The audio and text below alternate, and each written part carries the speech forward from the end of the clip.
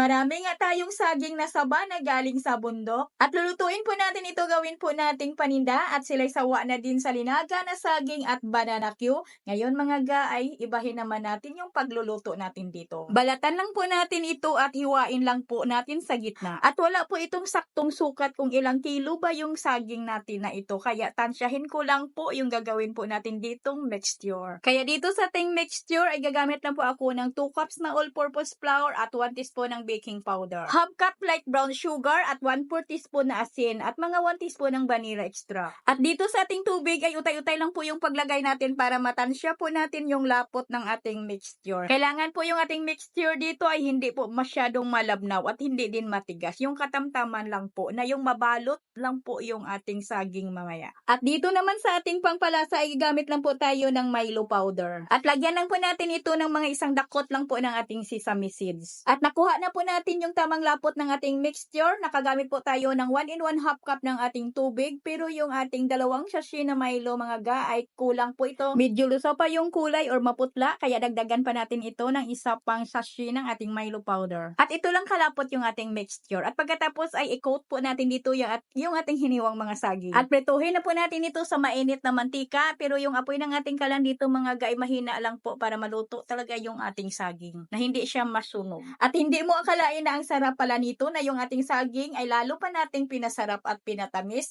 At ito naman ay paborito ng mga bata talaga kasi nga ay Milo po yung ating ginawang pangpalasa dito.